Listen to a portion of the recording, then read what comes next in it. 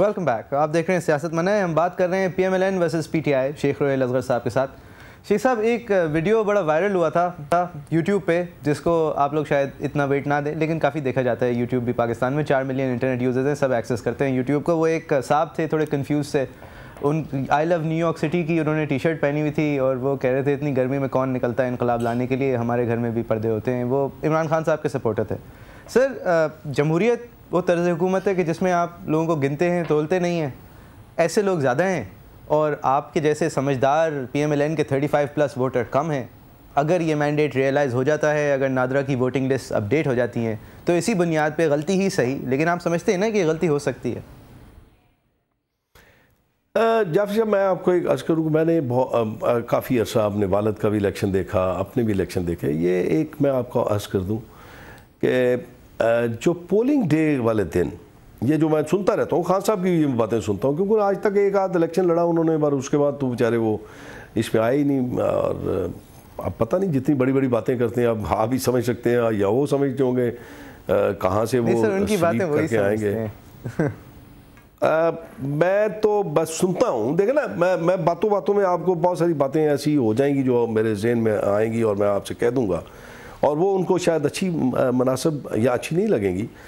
تو آپ یہ دیکھیں کہ اصل مسئلہ یہ ہے کہ ووٹنگ والے دن کوئی ووٹر جعلی ووٹ ایک انسٹنٹ ایسا ہو جاتا ہے, لیکن میجورٹی یا ماسز میں آپ اس میں ووٹ نہیں ڈال سکتے. جنرل الیکشن کی بات کر رہا ہوں میں. سر, نادرا کے مطابق 35% جعلی ہیں. نادرا کے مطابق پچھلے الیکشن میں 35%. میں آپ کو جعفر یہی آپ کو اس کا, آپ 35 چلیے, آپ 50 لگا لیجئے, لیکن ایک بات یاد رکھیے, جس دن میں الیکشن لڑ رہا ہوتا ہوں اس دن میرا سب کچھ سٹیک پہ لگا ہوتا ہے, اور ایک پولنگ سٹیشن پہ, ایک بوتھ پہ میرا پولنگ ایجنٹ وہاں بیٹھا ہوتا ہے, اور وہاں پہ سر دڑ کی وہ بازی لگاتا ہے. اور وہ شخص ہوتا ہے جو وہاں کے رہنے والوں کو سر سے لے کے پاؤں تک جانتا ہے. آپ کہتے ہیں یہ والا آدمی پی ٹی آئی کے پاس نہیں ہے؟ نہیں, ان کے پاس تو اب ایسے لوگ ہیں جو ماسٹر بھی اور ماسٹر مائنڈ بھی ہیں, جنہوں نے اب جوائننگ شروع کر دی ہے نا. وہ اصل یہی تو پرابلم ہے. باتیں آپ دوسروں کرتے ہیں, کہانیاں آپ دوسروں کی سناتے ہیں, لیکن وہی چیز آپ کرتے ہیں تو وہ آپ کے لیے بالکل ٹھیک ہے, مناسب بالکل. یعنی کہ آپ جسی جماعتوں سے جو ردے ہوئے لوگ ہیں, جن کو مطلب کوئی جماعت قبول نہیں کرتی, وہ جب آپ کے پاس آتے ہیں آپ ان کو لے لیتے ہیں, اور پھر یہ دیکھیں کتنی توہین ہے. مطلب چلیے آپ نے نہ لیں, آپ ان کو نہ لیں, یہ کتنی بڑی توہین ہے کہ ہم ان لوگوں کو, جو لوگ دوسری جماعتوں سے ہمارے پاس آئے, ہم ان کو پارٹی ٹکٹس نہیں دیں گے. مطلب آپ ایسی باتیں, یہ تو ایک امیچورڈ. نہیں سر, انہوں نے یہ نہیں کہا, ان کی بات اگر کلیریفائی کر دیں, انہوں نے فرمایا کہ جو لوگ صاف نہیں ہوں گے ان کو ٹکٹ نہیں دیں گے. صاف نہیں ہوں, صاف یہ آپ صاف ہیں, یہ کس نے فیصلہ کرنا ہے کہ آپ صاف ہیں؟ آپ نے بارہا یہ بات کی کہ میں نے لنڈن کا فلیٹ بیچا, اور پھر اس کے بعد میں نے بنی گالا کی زمین لی. شیخ صاحب ادھر نہیں جاتے, پرابلم ہو جائے گی. میاں صاحب نے بھی بہت کچھ کیا ہے, یہ نہیں کرتے سر. نہیں دیکھیں, میں جعفری میں یہ نہیں کہہ رہا. دیکھیں میں ایک بات بتاؤں, میاں صاحب کوئی خدا نہ خواستہ کوئی وہ سڑک چاپ نہیں ہے. میاں صاحب نے جو کاروبار اپنا شروع کیا تھا, اگر جعفری میں لاہور کا رہنے والا ہوں, لیکن شیخ صاحب بیچ میں دیکھیں سر, میں ایک بات کہہ کے چھوڑ دیتا ہوں. ایک اسٹیل کا کوٹا ہوتا تھا, اس کا فائدہ اٹھایا گیا تھا. اسٹیل کا یہ چھوڑ دیں سر, یہ کس نے کیا کیا ہے, طاقت کس طرح استعمال ہوئی ہے, طاقت کس طرح, یہ سب چھوڑ دیں شیخ صاحب. یہ ایک فیکٹری سے لے کے میرے ساتھ بحث کر لیں. میں اس لیے جعفری, میں نے پہلے بھی کسی پروگرام میں یہ کہا تھا کہ ضروری نہیں کہ میں لاہور کے رہنے والے سبھی لوگوں کو جانتا ہوں, لیکن بہت ساری فیملیز ایسی ہیں جن کو میں ان کی بیک گراؤنڈ, میری 60 سال عمر ہے یار, میں اس لاہور میں پیدا ہوا, لاہور میں بڑا ہوا, لاہور میں بوڑھا ہو رہا, میں جانتا ہوں سب لوگوں کو. مطلب یہ ہے کہ ان باتوں پہ آپ بحث کر سکتے ہیں, ان پہ کچھ خرابیاں بھی ہو سکتی ہیں, کچھ اس میں برائیاں بھی ہو سکتی ہیں, لیکن آپ کسی کی ذات کو یہ کہہ کے بالکل منع نہیں کر سکتے جی یہ تو ہے ہی کچھ نہیں تھے, ان کے پاس تھا ہی کچھ نہیں. میں یہ نہیں کہہ رہا, لیکن میں یہ کہہ رہا ہوں سر, کرپشن پاکستان کے اندر انڈیمک ہے. جو ہمارا استاد کرپٹ ہے, اتنا ہمارا اسٹوڈنٹ کرپٹ ہے, اتنا ہمارا زمیندار کرپٹ, اتنا ہمارا سرمایہ دار کرپٹ. اس کو چھوڑ دیتے ہیں. مزے والی بات یہ ہے جعفری صاحب, اگر آپ لسٹ دیکھیں, آپ اگر کرپشن کی لسٹ دیکھیں یا اثاثوں کی لسٹ دیکھیں یا باہر پیسوں کی لسٹ دیکھیں تو بیچارہ سیاستدان تو 5ویں نمبر پہ آتا ہے. ہاں یہ بات صحیح ہے کہ عمران خان صاحب جنرل کو اور جج کو اور بیوروکریٹ کو کیوں نہیں مینشن کرتے, یہ بات صحیح ہے. کیوں کرکٹر کو بھی نہیں, وہ اس لیے نہیں کرتے کہ ان کو امید ہے کہ بیوروکریٹس نے ان کو اس آفس میں بٹھانا ہے, جرنیلوں نے ان کا راستہ درست کرنا ہے. نہیں سر, میں یہ سمجھتا ہوں شیخ صاحب, میری اپنی ذاتی رائے یہ ہے, چاہے اس کی کوئی ویلیو نہ ہو, میری ذاتی رائے یہ ہے کہ یہ ایک نائیوٹی کا حصہ ہے, نائیو سیاست ہے, یہ نادان سیاست ہے, اور اس کے اندر جو پاپولر سلوگن ہے وہ فی الحال سیاستدان ہے, لہٰذا ابھی سیاستدان کو پکڑیں. میں سمجھتا ہوں عمران خان صاحب کا کیریکٹر بذات خود as far as financial corruption کے حوالے سے ان کے اوپر کوئی داغ نہیں ہے سر. ان کی کرکٹنگ ہسٹری بھی یہی بتاتی ہے, ان کی فلانتھرپی بھی یہی بتاتی ہے.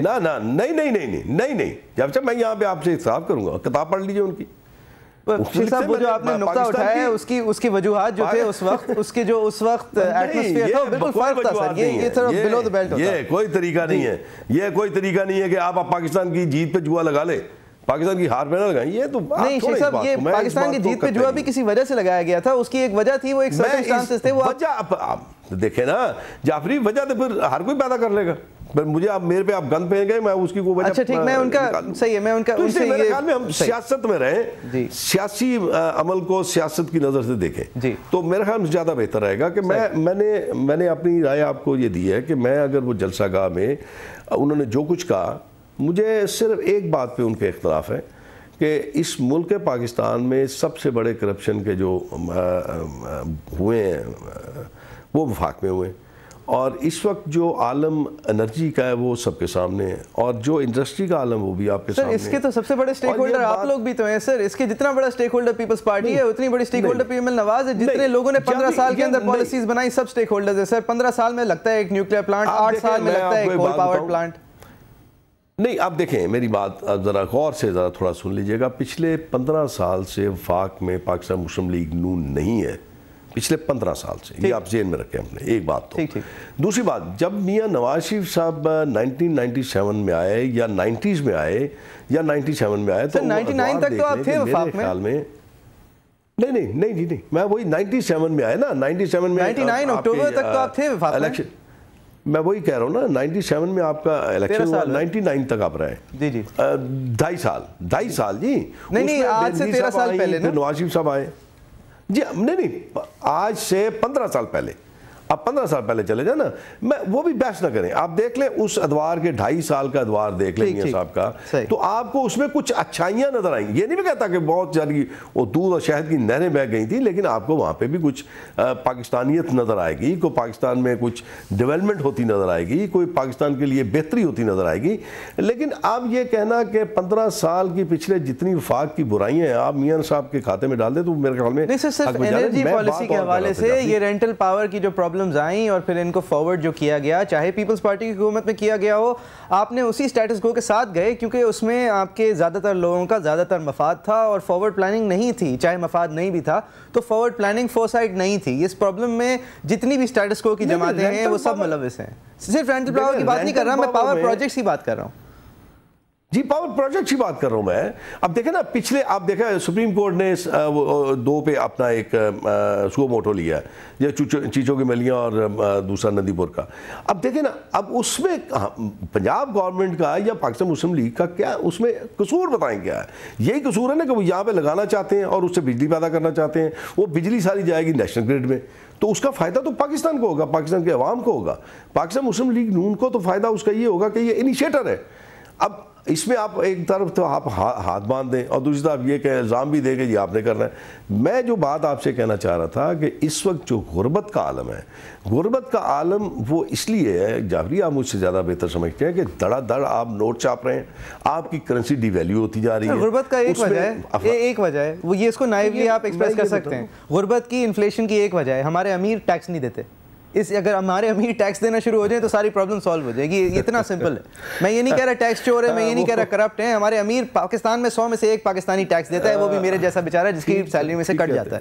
It's really that simple. ٹھیک کہہ رہے ہیں آپ. مطلب یہ پرابلم تو نہ کسی سیاستدان کی ہے. میں آپ کی اس بات سے میں بالکل آپ کے اتفاق کرتا ہوں, لیکن آپ دیکھیں نا اس کو بھی پھر الزام سارا آ جاتا ہے سیاستدان پہ ہی.